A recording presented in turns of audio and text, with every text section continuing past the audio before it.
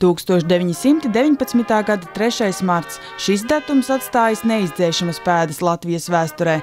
Tad pulkveža Oskara Kalpaka bataljons, kuru vadīja Lačplēša kara ordeņa kavalieris virsleitnants Paulis Blūms, no Skrundas novada lēnām forsēja aizsalušo Ventu un devās pretuzbrukumā Lieliniekiem. 2007.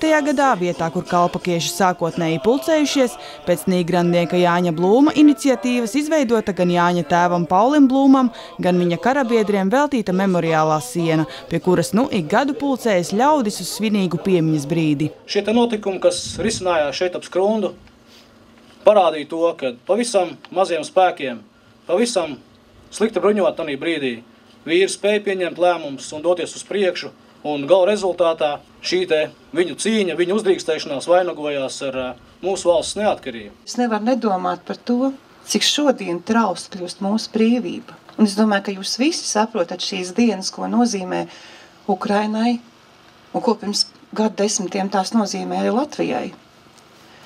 Man šodien šeit stāvot gribas sūtīt var visiem mums kopā spēku, izturību, tiem ļaudīm, kas cīnās par savas valsts neatkarību. Absolūts pēc labākās sirdsapziņas.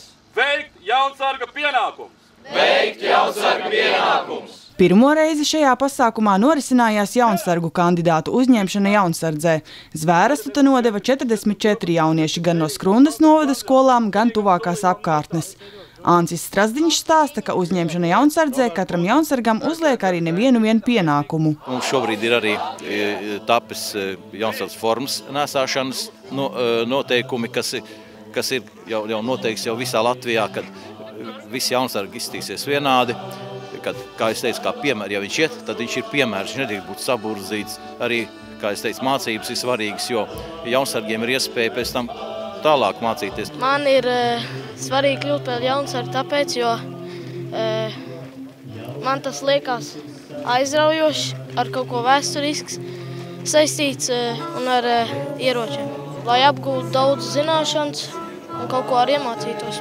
Topošie jaunsargi atzīst, ka ir gandarīti piedalīties šādā pasākumā, jo viņiem ir svarīgi zināt Latvijas vēsturi. Lai varētu to pastāstīt nākamām paaudzēm, saviem bērniem, un lai arī mūsu bērni stāstītu tālāk un būtu gudrāki. Jānis Blums gan skaidro, ka viņa prāt mūsdienu jaunieši Latvijas vēsturi apgūst nepietiekamā līmenī. Kā kurā skolā, ja būtu kārtīgi mācību grāmata, tad skaidrs, kad būtu labāk.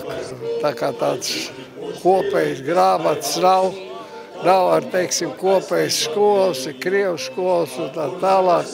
Latvijai jābūt ar kopēju skolu, kopēju programmu, kopēju attīstību.